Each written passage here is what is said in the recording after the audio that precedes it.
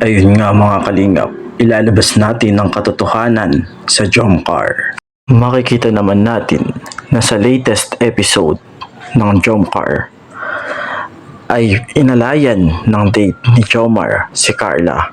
Ngunit ang pinagtataka ng karamihan ay bakit nga ba walang naging date ang Jomcar noong February 14 at February 18. Ilalabas ko ang katotohanan. Ito ay dahil si Kalingap Rab ay natatakot na masira ang Jomcar dahil sa issue ni Joy at Jomar. Gusto muna ni Kalingap Rab na pagpahingahin at palipasin ang mga lumalaganap na issue. Ang malaking tanong ngayon sa karamihan ay, totoo nga ba ang issue ni Joy at Jomar? Ang masasabi ko lang ay napakalagkit tumingin ni Joy at ganun din si Jomar sa isa't isa. Hindi natin may pagkakaila na ang dalawa ay nagsasama tuwing sila ay nagbablog kay Ian Ramirez.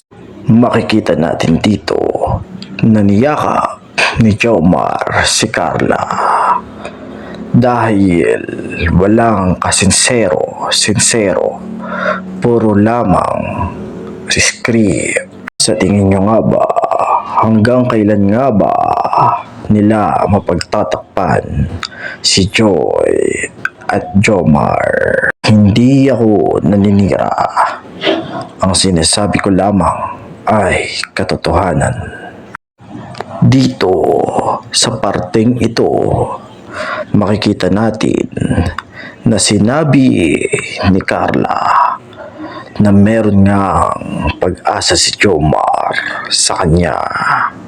Ngunit konti lamang.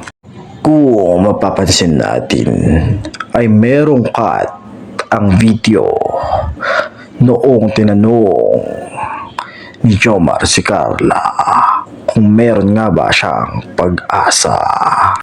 Ito ay dahil ang sinabi ni Carla na meron siyang pag-asa ay isa lamang script at utos ni Rab para sumaya ang mga fans at makalimutan ang Joy at Jomar issue.